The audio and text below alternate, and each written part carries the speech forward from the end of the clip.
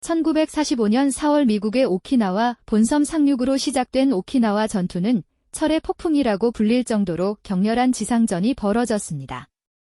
6월 일본군의 조직적인 저항이 끝나고 시작된 전후 오키나와의 역사는 미군 지배 하의 역사였습니다.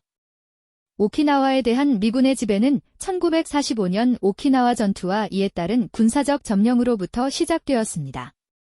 1972년 오키나와가 일본에 복귀할 때까지 27년에 걸친 미국의 오키나와 통치는 제2차 세계대전 이후 미국이 구상했던 전세계적 군사 전략을 기반으로 동아시아 지역에서 타국의 간섭 없이 자유롭게 사용 가능한 군사기지의 확보와 그 안정적 유지를 목적으로 했습니다.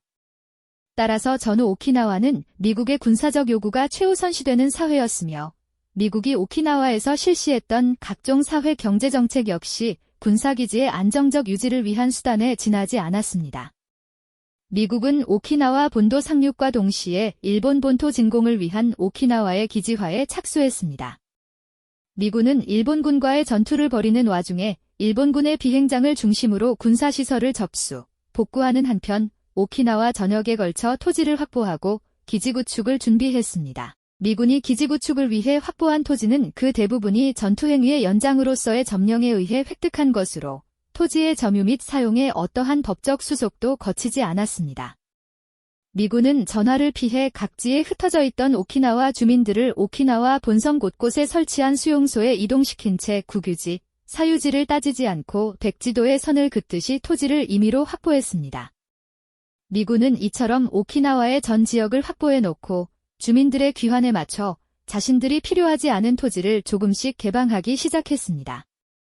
전투가 종결되고 수용소에서 풀려나 고향으로 돌아간 주민들의 눈에 펼쳐진 광경은 전쟁 전의 모든 것이 불도저로 정리되어 미군 시설이 줄지어 들어선 거대한 기지의 모습이었습니다. 전후 초기 1947년 9월 무렵 미군이 기지용지로 확보한 토지의 규모는 약 42,700에이커로 오키나와 본섬 육지 면적의 약 14%에 이르고 있었습니다.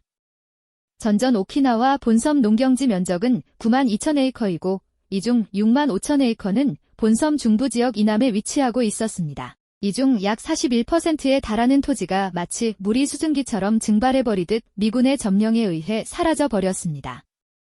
격렬한 지상전투에 의한 농지의 초토화와 함께 미군에 의해 진행된 기지화는 전후 오키나와 사회의 심각한 농경지 부족을 초래했고 전전부터 전형적인 농업 중심 사회였던 오키나와에 큰 충격을 주었습니다. 유일한 생산수단인 토지의 증발은 사회적 기반이 모두 파괴된 전후 초기 오키나와 사회가 수용할 수 있는 수준을 넘어서고 있었습니다. 주민들은 논밭과 가옥, 조상의 묘소 등 전전 생활의 전부를 삼켜버린 기지의 주변에서 전후의 생활을 시작할 수밖에 없었습니다. 생계수단인 토지를 잃은 농민들은 일자리를 찾기 위해 기지 주변으로 모여들었습니다. 거대한 군사기지의 존재는 전후 오키나와 주민들의 삶에 급격한 변화를 초래했습니다. 기지는 주민들의 일상생활에서 사회구조까지 전후 오키나와의 모든 것을 규정했던 현실이었습니다. 미군에 의한 전후 오키나와의 기지화는 주민들에게 기지와의 동거를 강요했습니다.